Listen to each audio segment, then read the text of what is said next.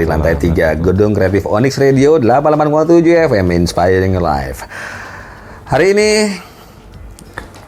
saya membawakan program Ruang Kerja, tapi ada yang berbeda. Biasanya program Ruang Kerja itu kami yang datang menyambangi ruang kerja para narsum kita, tapi hari ini narsumnya justru yang datang ke ruang kerja saya. Jadi hari ini karena kebetulan pas lewat, jadi sekalian biar efektif. Ya, jadi hari ini sudah hadir bersama saya dari Komisi 1 DPRD Kota Balikpapan, Bapak Haji Iwan Wahyudi. Assalamualaikum warahmatullahi wabarakatuh. Waalaikumsalam. Ya, beliau juga aktif di berbagai macam kegiatan dan organisasi, termasuk di HIPMI masih? Masih. Sebagai ketua juga? Masih. Sebentar lagi selesai masa jabatannya. Dan masih ada rencana untuk perpanjang lagi? Kalau di HIPMI itu diatur untuk ketua umum itu hanya 1 periode. 1 periode saja, kemudian berganti lagi. Kemudian diganti lagi. Jadi nggak sampai 2 periode, apalagi 3 periode. Tapi masih ada lah mungkin kedepannya organisasi yang lainnya. Oh pastilah, ya. Dan nggak bisa di Mahkamah Konstitusi kan? Ya, ini sebagai tokoh muda, ya itu kan. Jadi memang pemuda itu memang harus aktif ya, harus aktif. Kemudian juga saya sering juga bilang di acara di on air dan maupun off air bahwa pemuda itu harus men-challenge dirinya sendiri. Yes, yeah. Betul ya? Sangat betul. Kebetulan kita mau membicarakan hal-hal yang terkait dengan pemudaan, masih terkait dengan spirit Sumpah Pemuda. Siap. Nah, di yang pertama ingin saya tanyakan dulu adalah, masih merasa muda? Oh, wajib. Jadi pemuda itu spirit yang harus kita jaga. Berapapun umur kita, tapi semangat muda harus selalu muncul.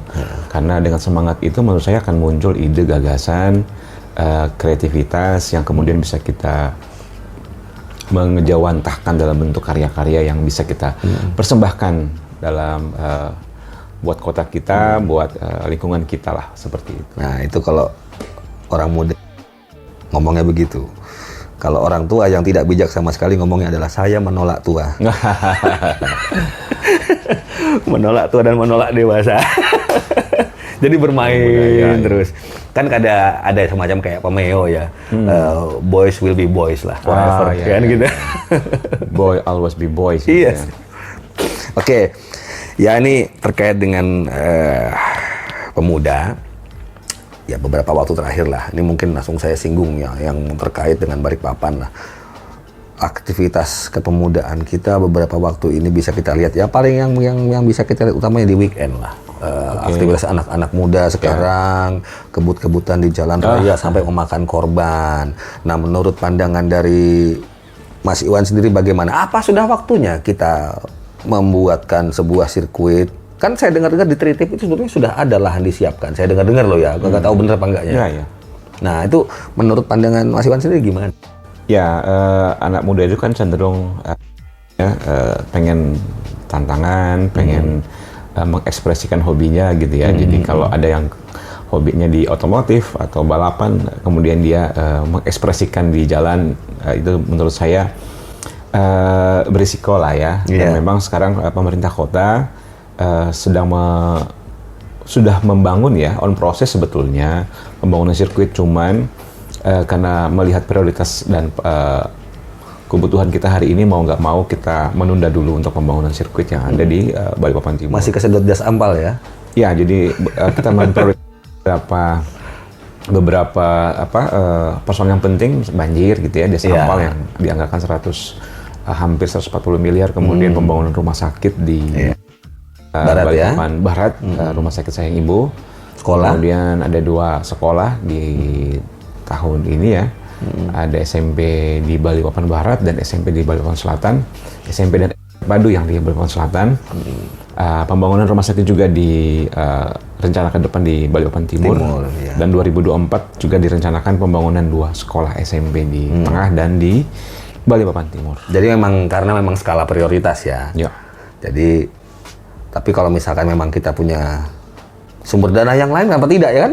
Ya, tapi juga sebetulnya kan pemerintah kota pun juga terus mendorong eksistensi pemuda dalam dalam bentuk-bentuk kegiatan. Banyak sekali juga kegiatan yang dilaksanakan seperti hari ini ada Balikpapan Fest ya, bersama Dispora Par gitu. Kemudian mendorong juga peningkatan skill bagi para pemuda kita dalam hal di industri-industri startup ya, UMKM melalui dinas perdagangan dan UMKM dan industri pun juga seperti itu. Dan bicara tentang semangat pemuda, pemuda itu masa depannya Balikpapan gitu ya. Karena suka nggak suka, siap nggak siap, saya selalu bilang seperti itu, wajahnya Balikpapan ke depan itu dari anak wajah muda sekarang, anak kita sekarang gitu. Kalau mereka sangat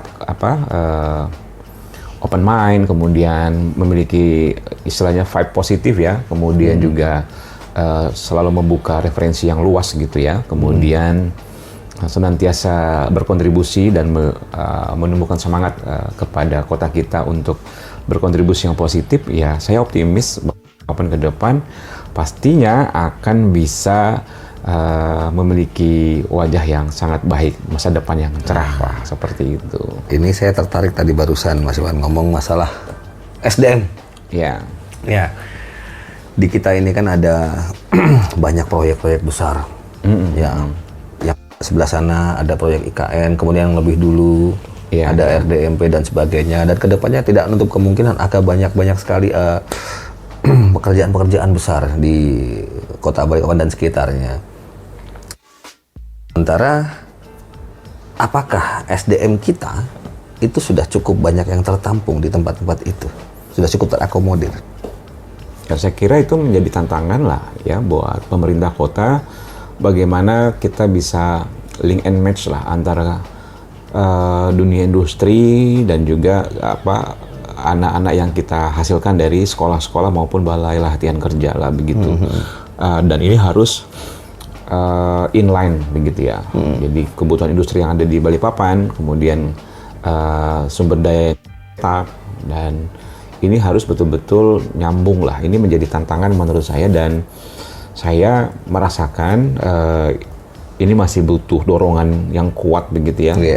Karena persoalan tenaga kerja di Kota Balikpapan ini masih persoalan yang sangat dirasakan oleh masyarakat, butuh ke intervensi yang jauh lebih kuat gitu dari pemerintah kota agar pemuda-pemudi dan sumber daya yang kita punya ini itu bisa masuk di industri-industri atau di perusahaan-perusahaan yang ada di Kota Balikpapan. Jadi, itu sepertinya, ini mohon maaf saya potong. Kebanyakan kendalanya yang saya temukan itu masalahnya adalah sertifikasi. Padahal orangnya punya keterampilan. Itu gimana tuh? Iya, kalau dia, karena gini, kualifikasi perusahaan itu kan macam-macam tuh. Ada yang memang oke, kamu sudah punya skill. Ya gitu. Contoh welder lah misalkan. Iya. Ada juga perusahaan yang ya udah kami cukup butuh yang punya skill saja, kami nggak butuh sertifikasi, artinya clear lah kalau itu. Tapi kemudian ketika perusahaan dengan kualifikasi tertentu dia membutuhkan sertifikasi, berarti pemerintah itu memang betul-betul harus hadir. Nah, ini kan butuh kerjasama antara pemerintah provinsi dan pemerintah kota. Balai latihan kerja yang ada ini kan milik pemerintah provinsi gitu. Nah, menurut saya pemerintah kota pun juga harus berkolaborasi dan bersinergi dengan baik gitu ya, karena menjadi persyaratan yang sangat memiliki nilai tambah menurut saya itu memiliki sertifikasi. Jadi ini yang masih kurang, jujur saja ini masih kurang Mas Abang. Jadi gitu, kita harus terus dorong kebijakan-kebijakan ini, baik itu nanti melalui proses penganggaran yang ada di pemerintahan provinsi gitu, maupun nanti proses penganggaran yang ada di pemerintah kota. Ini anak-anak kita betul-betul ada seperti yang disampaikan tadi, ada nilai tambah dalam bentuk sertifikasi. Artinya tidak hanya dia memiliki skill yang oke, tapi ada pengakuan teknis lah dari itu kan. Tapi ada sertifikasi dan legitimasi serta pengakuan dari lembaga yang memberikan penilaian terhadap skill tersebut. Ya, dalam hal ini bisa juga oleh BLK sebetulnya kan, sertifikasi dikeluarkan oleh BLK misalnya itu udah cukup kuat sebetulnya ya. Banyak kan ada BLK, LPK yang juga memiliki sertifikasi kewenangan untuk mengeluarkan sertifikasi. Bahkan sekolah vokasi di Balikpapan SMK 1 itu ada beberapa bidang ilmu yang dia bisa mengeluarkan sertifikasinya kalau nggak salah loh ya. Iya. Saya juga pernah dengar itu. Nah, itu walaupun ya jadi kewenangan provinsi ya, kan kalau sekolah yang SMA dan SMK ya. Iya. Nah, tapi kira-kira ada nggak semacam kayak wacana ke depan untuk mendorong SMK kita itu bisa melakukan hal yang serupa seperti tadi? Harusnya iya. Harusnya seperti itu, idealnya seperti itu. Tapi hari ini masih menjadi persoalan buat kita, anak-anak kita itu. Ya mohon maaf ya, kita harus jujur, masih ada keluhan-keluhan antara gap atau jarak lah antara skill yang mereka miliki dengan kebutuhan. Ini masih ada jarak begitu. Mereka harus betul-betul kita dorong gitu ya, untuk bisa betul-betul meningkatkan kualitas dan kualifikasinya. Jujur saja, kami juga mendapatkan masukan bahkan keluhan gitu ya dari pelaku-pelaku industri misalkan di elektrifikasi ya, Pak, ini kayaknya masih ada gap, masih ada jarak antara kemampuan anak-anak kita dengan kebutuhan kami itu. Kami harus kemudian melakukan upgrading lagi, penyesuaian lagi. Artinya pertanyaan berarti standarnya anak-anak kita ini harus kita push lagi. Nah, jadi saya kira ini menjadi PR bersama buat kita antara pemerintah kota dan juga stakeholder terkait gitu ya, ini pemerintah provinsi yang memiliki kewenangan terhadap SMA dan SMK untuk bisa menjawab dan persoalan ini. Ya memang kalau sekarang ini memang tuh yang jadi lebih banyak permintaan memang alumni sekolah vokasi ya sebetulnya yang lebih banyak permintaannya ya, karena mereka lebih siap pakai kan sebetulnya. Dan kita sudah punya semuanya loh, mulai bangunan sampai dengan pariwisata, kemudian desain komunikasi visual, bahkan sampai dengan jaringan komputer kita ada semua sebetulnya. Iya, sebetulnya juga di samping dorongan dari pemerintah kota gitu ya, karena semua hampir kita fasilitasi ya dari program-program jurusannya itu, kemudian juga balai latihan kerja juga disiapkan gitu ya.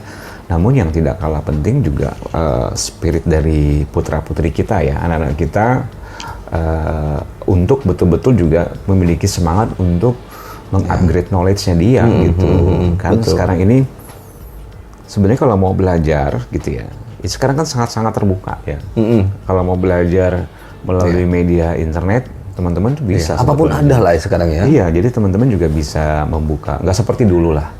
Dulu kan kalau kita mau belajar sangat terbatas. Buku.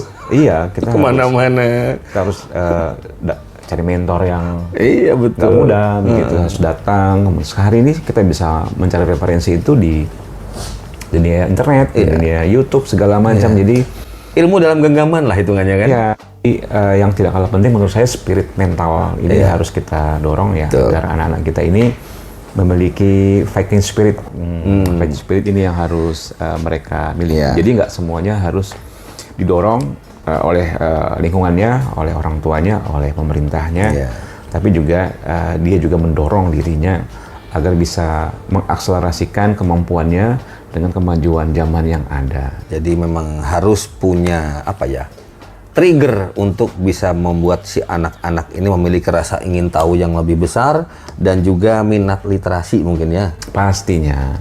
Jadi kalau kualitas bacaannya anak-anak kita ini oke gitu ya, referensi yang dia follow di Instagramnya itu bagus-bagus gitu ya, National Geographic gitu ya, kemudian hal-hal teknis lain, kita optimis berarti mereka memiliki literasi dan wawasan dan referensi yang kuat. Tapi kalau yang dilihatnya hal yang remeh-temeh ya berarti sangat disayangkan gitu ya. Sebagai contoh, tolong dibatasi baca anime ya.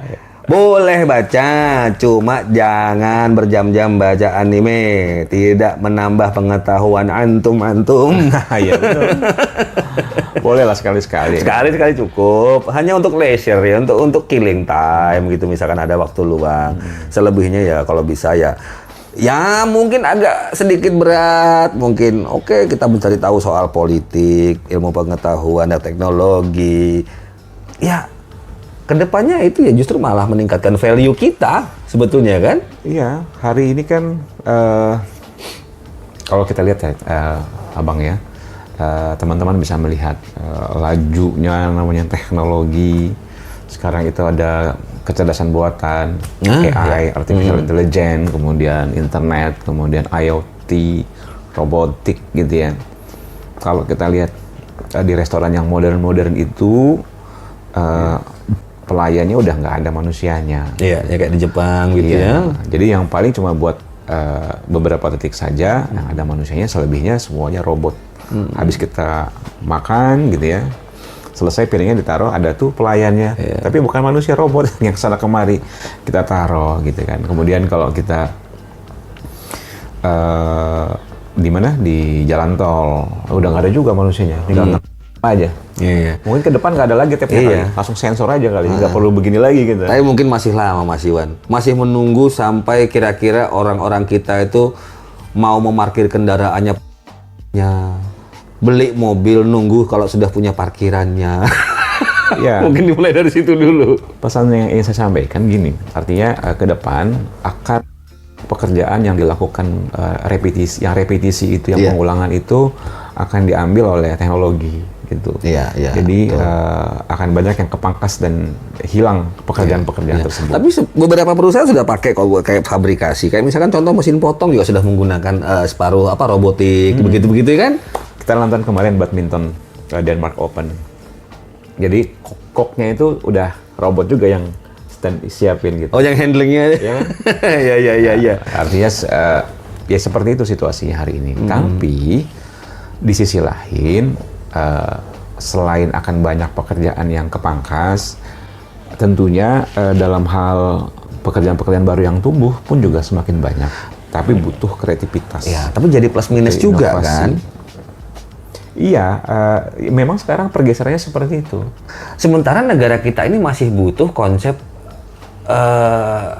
padat karya yang melibatkan banyak orang, mengingat jumlah penduduk kita kan banyak juga. Kalau seandainya kita menggunakan high tech yang semacam tadi Mas Iwan sebutkan, itu berarti kan ada jumlah tenaga kerja yang terpotong juga jumlahnya. Iya, artinya teman-teman nanti pasti akan masuk dalam industri-industri kreativitas, industri-industri yang mengedepankan inovasi. Ya hari ini misalkan secara teman udah dengan perangkat-perangkat yang lebih murah dan lebih mudah bisa meng-create studio gitu kan ya. Teman-teman udah bisa bikin konten, bisa bikin segala macam, dan itu bisa menjadi salah satu profesi dan peluang usaha. Nah jadi tapi semua pasti mengedepankan ide gagasan. Betul. Jadi ya kalau kita melihat trennya pasti akan mengarah ke sana begitu. Nah, jadi kalau kembali lagi ke kompetensi dan daya saing anak-anak itu tidak kemudian mengedepankan inovasi, kreativitas, jadi daya saingnya tentu pasti akan tidak kompetitif lah begitu. Karena kalau anak kreatif kan biasanya dia, walaupun barang ini sudah ada misalkan, dia meningkatkan value-nya kan. Itu dia, bagaimana menambah value, menginstal value, menambah value editnya lah di satu produk, atau mencari solusi gitu ya terhadap satu persoalan. Dan kreativitas hari ini bukan lagi bagaimana kita mampu mengatasi persoalan ya, tapi persoalan mana yang bisa kita angkat untuk kita solusikan, itu yang lebih harus tepat lah begitu. Jangan sampai kita tidak mampu memilah dan memilih persoalan yang mau kita ambil, kemudian kita tidak mampu menjadi satu ekosistem bisnis yang bagus. Betul. Ya mungkin kalau misalkan saya harus flashback ke belakang di era 90-an, saya kuliah di Bandung dulu, belum ada makanan yang namanya seblak di Bandung. Belum ada. Dan kemudian muncul makanan seblak itu yang berasal dari Bandung di era 2000-an. 2015-14 segitulah mungkin. Nah, kemudian muncul seblak, entah siapa kreator pertama kali. Booming lah namanya seblak.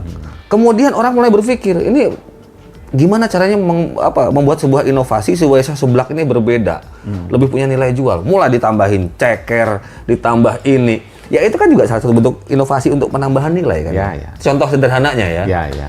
Akhirnya memang dengan dengan teknologi yang hari ini ya kan cepat sekali beredar, viral.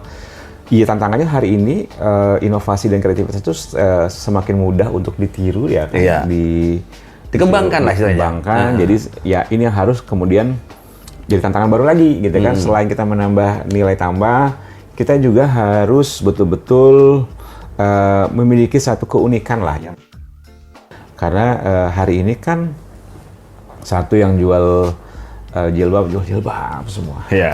Satu yang jual kopi semua. Artinya sangat mudah untuk ditiru. Nah, tapi kalau kita kemudian memiliki karakter yang kuat, saya yakin produk itu pasti juga akan tetap dicari lah. Begitu. Ini ngomongin kopi nih, silakan diminum dulu kopinya Mas Iwan. Siap. Iyalah, kita ngomongin kopi harus ada kopinya. Ya kopinya disponsori oleh Makanja Coffee. Ya. Mantul. Ini kopi sudah kualitas ekspor, sudah siap ekspor, hanya tinggal menyiapkan saja, katanya menyiapkan beberapa dokumen yang diperlukan saja sebetulnya. Jadi sudah ada sertifikasi dan sampai dengan sertifikat halal terakhir. Oke, Mas Iwan, ini oke lah, tadi kita bicara masalah pembinaan SDM tadi ya. Iya. Nah, terus tadi sempat disinggung juga bahwa kalau ingin tahu wajah Balikpapan ke depan, ya lihatlah wajah anak-anak muda yang sekarang. Itu karena mereka calon-calon yang mengisi ke depannya gitu kan. Nah, terus sementara anak muda sekarang mungkin berbeda ya, challenge-nya, tantangan hidupnya berbeda dengan di zamannya kita dulu ya. Mulai dari terus lebih banyak filmnya untuk informasi digital, misalkan contoh kan. Nah, seberapa bahayanya kebebasan informasi itu sebetulnya bagi anak-anak itu? Iya, pasti kalau kita tidak memberikan pendampingan yang kuat, memberikan penguatan karakter ya gitu, kepada anak-anak kita gitu. Akhlak itu terutama, itu pondasi yang paling dasar lah begitu. Itu akan sangat berbahaya lah ya. Apalagi sekarang ini semuanya serba online ya. Iya betul. Sekarang yang jualan ya jualannya online, kemudian pinjol. pinjaman online gitu, judi online. Ya artinya memang internet gitu ya memudahkan, tapi juga ya memudahkan dan juga membahayakan kalau kita tidak melakukan kontrol. Gitu. Iya, kayak semacam kayak belati bermata dua ya. Ya, jadi memang harus ada penguatan karakter gitu ya, penguatan akhlak ke anak-anak kita, sehingga nanti dia ketika berselancar itu dia tetap tahu kemana orientasi yang dia tuju gitu. Nah, sampai nanti kehilangan orientasinya. Mas Iwan masih di anggota Pemperda ya? Masih. Nah, saya ingat waktu itu pernah ada sebuah rencana untuk susunan perda madrasah. Iya. Nah, itu nanti kita bahas, tapi kita harus rehat dulu. Ya, untuk memberikan kesempatan kepada yang menjamin hidup kita di sini untuk lewat dulu. Selain perda madrasah, kita juga lagi membuat sebuah naskah akademik tentang wawasan kebangsaan. Nah, itu penting semua buat para pemuda ke depannya.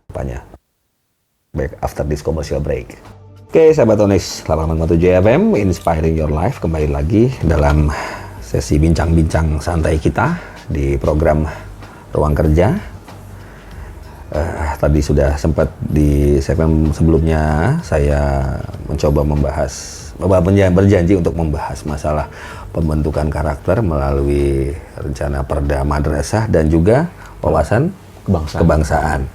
Nah, itu sebetulnya saya melihat ada semacam keterkaitan antara keduanya. Walaupun memang madrasah, sekolah Islam, kemudian tapi kan masih terkait juga dengan pembentukan karakter kebangsaan juga di sekolah itu, di madrasah itu kan? Ya, jadi dua perda itu yang kita sekarang lagi kaji ya untuk di tahun depan agar pemerintah Kota Balikpapan itu bisa menguatkan gitu ya, menguatkan dua tadi. Yang pertama ini Hari Santri ya. tanggal 22 Oktober kemarin. Kembali kita upacara Hari Santri, bahwa sejarah membuktikan bahwa santri berkontribusi sampai hari ini, dari awal kemerdekaan sampai hari ini terhadap kemerdekaan Republik Indonesia. Nah, santri lahir dari pondok pesantren. Dengan adanya undang-undang pondok pesantren, kita ini nguatin deh agar pemerintah kota melalui undang-undang itu dikasih ruang gitu ya untuk memberikan dukungan kebijakan kepada pondok pesantren yang ada di Balikpapan. Kita tahu bahwa pondok pesantren itu jadi domain dari Kementerian Agama vertikal tuh, pemerintah pusat. Nah, tapi di dalam undang-undang itu juga dikasih ruang buat pemerintah kota untuk memberikan dukungan gitu ya. Muatan lokal gitu muatan lokal, kemudian juga untuk dukungan anggaran dan dukungan fasilitas lainnya lah seperti itu. Jadi dengan adanya kajian untuk membuat raperda dan menjadi perda nantinya, kita ingin agar pondok pesantren di kota Balikpapan itu bisa lebih memiliki daya saing yang baik dan bisa menjadi salah satu referensi utama bagi para orang tua untuk menitipkan anak-anaknya di institusi sekolah lah begitu. Kemudian yang kedua, di Perda Wawasan Kebangsaan ini kita pengen dorong agar rasa cinta kepada tanah air, cinta kepada kebangsaan, kepada bangsa dan negara kita ini makin tumbuh gitu ya. Di anak-anak kita, kepada masyarakat kita pun juga seperti itu. Dan akhirnya kalau udah cinta, kita memiliki semangat yang sama dalam hal untuk bela negara. Nah, gitu. Itu konsepnya apa, mau jadi semacam kayak muatan lokal di sekolah-sekolah apa bagaimana? Pastinya nanti ada muatan lokal untuk wawasan kebangsaan gitu ya. Kemudian juga nanti ada satu kewajiban-kewajiban yang mau kita dorong, misalkan di jam 10 gitu ya. Ini terinspirasi dari kota Jogja gitu ya. Setiap jam 10 dia mengumandangkan lagu Indonesia Raya dan semuanya wajib untuk berdiri gitu ya. Berdiri untuk menghormati pada saat menyanyikan lagu Indonesia Raya. Artinya spirit wawasan kebangsaan ini yang mau kita tumbuhkan lah gitu. Karena memang hari ini sebagaimana yang kita ketahui geopolitik dunia ini semakin dinamis lah ya. Pada hakikatnya kan kita memang berkontestasi dan berkompetisi gitu antara satu negara dengan negara yang lain. Dan kita bangsa Indonesia memiliki cita-cita yang menjadi Indonesia emas gitu ya di tahun 2045. Artinya di momentum 22 tahun ke depan gitu ya. Kita akan sampai di 2045. Termasuk direncanakan juga IKN selesai pembangunannya 2045 juga itu. Iya. Jadi momen 2045 momentum Indonesia emas 100 tahun Indonesia merdeka. Golden momennya itu kan di 10 sampai 15 tahun ke depan. Dengan bonus demografi, banyaknya anak-anak atau anak kita hari ini yang masih SD, SMP atau SMA, mereka akan jauh lebih banyak usia produktif ke depan dibandingkan usia yang tidak produktif, yang ini menjadi bonus demografi. Dan ini kalau tidak kita kuatkan dengan nasionalisme yang kuat, kemudian karakter akhlak yang kuat gitu ya, kita khawatir nanti menjadi musibah demografi. Dengan adanya ini kita mendorong agar kita sebagai anak bangsa tetap menjaga persatuan, kesatuan, dan sama-sama membangun bangsa yang kita cintai dalam bentuk karya-karya, dalam bentuk kolaborasi dan sinergi dalam hal membangun kota kita tercinta lah. Gitu. Rencana perdanya madrasah, kemudian wawasan kebangsaan, madrasah dan pondok pesantren. Berarti itu adalah dua perda yang mengatur masalah mempersiapkan akhlak generasi muda dan juga nasionalisme bagi anak muda. Itu lengkap sebetulnya. Kalau saya bilang lengkap. Siap. Jadi akhlak itu fondasi kalau buat saya. Fondasi kehidupan ke depannya. Jadi itu juga akan berdampak kepada perilaku anak-anak muda juga ke depannya. Nah, ini kita juga mungkin sedikit membahas lah ya. Jadi beberapa waktu lalu ada beberapa kejadian, contoh ini juga terjadi di anak-anak muda. Pelaku dan korbannya juga anak-anak usia sekolah. Perundungan. Nah, jadi perundungan terhadap anak sekolah juga, dan terjadi bahkan sampai pas di video kan, viral dan kemudian diselesaikan oleh juga dinas terkait juga ada kan, DP3 AKB juga terlibat di situ, kemudian PPA Polres juga ikut terlibat di situ. Nah, kedepannya menurut Mas Iwan sendiri ini apa sih yang harus diperhatikan oleh para orang tua juga, bimbingannya bagaimana supaya kasus perundungan itu tidak terjadi lagi yang semacam itu, karena udah beberapa waktu ini udah beberapa kali terjadi hal seperti itu. Iya, ini kan jadi persoalan kita semua ya. Betul. Kita nggak bisa juga kemudian menyalahkan anak itu karena dia juga kita kasihan lah, prihatin lah begitu, baik yang korban maupun yang melakukan perundungan lah. Jadi ini menjadi persoalan dan tantangan kita begitu ya bagi orang tua, agar sama-sama kita melakukan proteksi gitu ya terhadap putra dan putri kita, ponakan-ponakan kita, anak-anak kita semua, anak-anak Balikpapan, agar tidak ada, kalau bisa nol lah yang ada namanya perundungan. Jadi muncul saling toleransi antar mereka, perbedaan-perbedaan pendapat mereka, perbedaan karakter mereka, mereka tetap mengedepankan diskusi, persahabatan, persaudaraan dan diskusi lah begitu ya.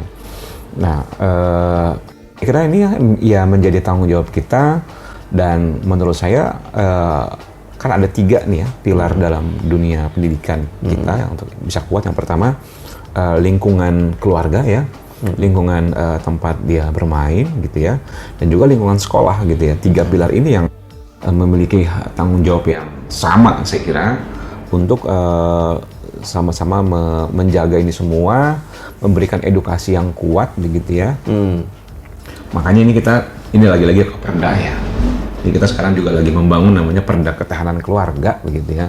Bahwa keluarga itu menjadi awal dan benteng akhir itu bagi penguatan penguatan keluarga anak-anak kita begitu. Perlindungan terhadap anak dan khususnya ibu lah ya. Dan kalau ada KDRT ya, kekerasan dalam rumah tangga begitu. Harusnya anak itu kan kasihan juga gitu ya. Ada case seperti perundungan gitu ya, ada case tentang eksploitasi anak gitu ya, yang jual-jualan segala macam.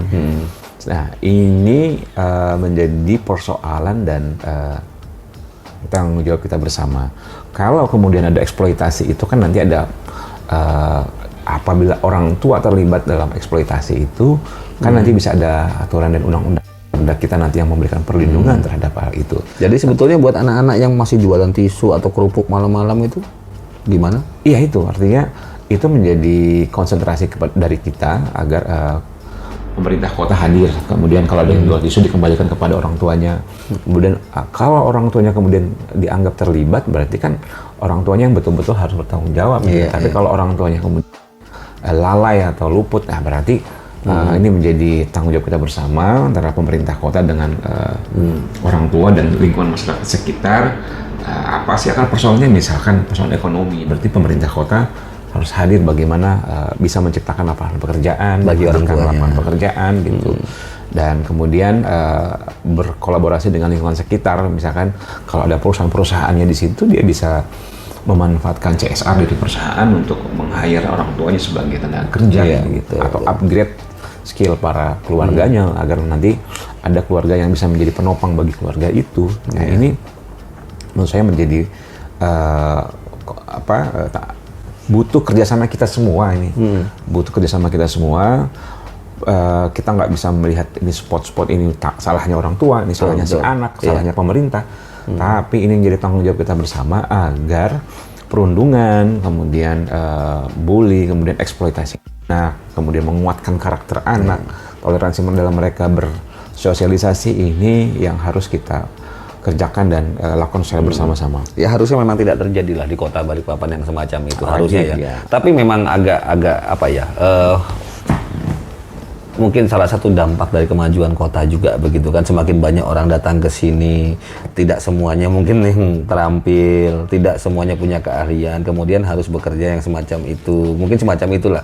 Jadi ya mungkin dampak juga kali Mas Iwan ya. Ya jadi kalau dalam diskusi kami kita ngedorong gitu ya, jadi misalkan di sekolahan ada kegiatan parenting yang menghadirkan orang tua, kemudian Dari sisi anaknya juga diedukasikan di sekolah-sekolah itu ada muatan lokal untuk penguatan karakter dan akhlak. Kemudian dari sisi masing-masing agama kan ada pertemuannya gitu. Kalau umat Muslim ada pengajiannya atau setiap Jumat. Kalau kemudian umat yang lain misalkan Kristen ada ibadat hari Jumat hari Minggu begitu ya. Nah, saya kira pemerintah harus bisa kemudian menghimbau gitu seluruh stakeholder yang terkait untuk kemudian menyampaikan penguatan terhadap persoalan ini, penguatan terhadap anaknya, kemudian persoalan bully dan perundungan ini harus menjadi concern dan fokus kita dan ya kita berharap ini nggak stop dan terus kita lakukan kerja-kerja ini bersama-sama pemerintah kota dan seluruh lapisan masyarakat. Dan sebetulnya juga bukan hanya pemerintah, bahkan dari beberapa lembaga-lembaga penghimpun dana umat gitu ya, itu sebetulnya juga mereka sedang gencar juga untuk membantu program UMKM. Jadi bagi para orang-orang yang ingin berusaha atau mengembangkan usaha kecilnya, itu sebetulnya banyak bisa mendapat bantuan dari mereka itu gitu kan. Ya saya nggak perlu sebut nama-namanya lah karena belum ngiklan Anda. Tunggu Anda semua ngiklan di kita baru saya sebutin nama-namanya. Oke, ini terakhir. Ini kalau kita sebelum yang tadi kita bahas itu masalah perundungan, perbedaan pendapat, kemudian saling ribut segala macam, mestinya harus belajar dari komitmen Sumpah Pemuda. Itu adalah sebuah tonggak di mana pemuda kita berkomitmen bersama untuk bisa punya satu tanah air, satu bangsa dan satu bahasa. Bagaimana itu Mas Iwan? Iya, jadi kesadaran kita dalam berbangsa dan bernegara ini kita bisa ambil semangat itu dari semangat Sumpah Pemuda gitu ya, bahwa kita bertumpah darah yang satu atas daerah Indonesia. Pernah loh ya kita punya visi bareng gitu ya. Keren banget ya. Keren banget karena visinya itu jauh lompatannya jauh ke depan. Tinggal hari ini kita bagaimana mengejuantahkan dari konsensus yang dibuat oleh founding fathers kita untuk mengisi pembangunan yang ada, karya-karya kita bisa hasilkan dan bisa dicatat sebagai sebuah karya yang kita hasilkan. Jadi spirit Sumpah Pemuda ini harus selalu terpatri di dalam diri kita untuk terus membangun bangsa kita menuju Indonesia emas, jadi kekuatan ekonomi yang terbesar. Kita harusnya nanti bangga ketika produk-produk Indonesia itu bisa hadir di dunia internasional. Karya-karya anak bangsa kita ini bisa berkompetisi dari segi internasional begitu. Dan kita harusnya bangga ketika kita nanti di dunia internasional kita menyampaikan, ketika ditanya where do you come from, dengan bangganya kita menyampaikan I'm from Indonesia. Dan itu dimulai sebelum go internasional, produknya, komoditinya kita dulu yang pakai. Baju produk garment kita pakai produknya Indonesia sendiri. Mahal ya beda sedikit lah dari produk China misalnya, tapi paling tidak apa yang kita pakai itu akan memperkaya sendiri negara kita sendiri gitu kan, dan kedepannya akan kembali juga kita yang merasakan, ya kan. Jadi rasa cinta tanah air itu sebetulnya bisa dimulai dari hal yang sepele semacam itu Mas Iwan ya. Jadi tidak melulu bangga menggunakan brand-brand luar negeri. Ya kalau misalkan ada yang produk lokal kita sendiri, bahkan di Balikpapan juga ada yang produk-produk custom jeans kayak gitu-gitu kan. Sudah ada. Kenapa kita tidak coba? Kualitas juga kurang lebih sama. Harga juga ya bisa lebih di bawah. Tapi paling tidak bisa menyesuaikan dengan badan kita karena custom. Itu hal-hal yang sederhana lah ya. Dan kedepannya juga pasti akan yang kita perbuat kecil, tapi kalau misalkan yang melakukan itu banyak, tentu dampaknya akan jadi besar. Ya. Maju terus UMKM Indonesia. Harus punya keberanian. Ada Makanja, Onyx Radio, terus bangga. Jadi satu saat Onyx Radio akan tambah hebat, tambah keren. Insya Allah. Oke, sahabat Onyx, tak terasa sudah waktu berjalan. Kalau sudah ngobrol dengan beliau ini, ngopi pun jadi tidak terasa, tahu-tahu sudah habis satu gelas. Jadi memang banyak hal-hal yang memang harus petik dari diskusi ini, mulai dari yang namanya pembinaan SDM, kemudian rasa cinta kepada tanah air kita. Walaupun kita kalah kemarin ya. Asian Games nggak dapat tuh medali bulu tangkis. Insya Allah yang akan datang. Nggak apa-apa. Jadi kalau pertandingan itu emang harus selalu ya, ada yang kalah dan ada yang menang. Yaitu komentar menghibur diri saya. Sebetulnya Kita harus ada lawan yang nggak boleh. Iya, harus. Musuh yang nggak boleh ada. Nggak boleh. Harus ada lawan tapi tidak boleh bermusuhan. Itu prinsip sportivitas ya. Termasuk dalam kontestasi politik.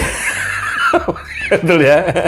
Artinya dalam dunia politik kita bertanding untuk sama-sama bersanding, membangun kota atau membangun negara. Jangan sampai terbelah bangsa ini. Ingat, tidak perlu menggunakan istilah-istilah menggunakan nama binatang seperti tahun-tahun sebelumnya.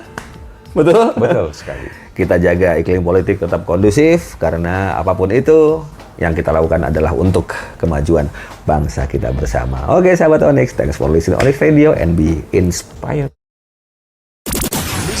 Listen to Onyx Radio, 88.7 FM. Inspiring your life.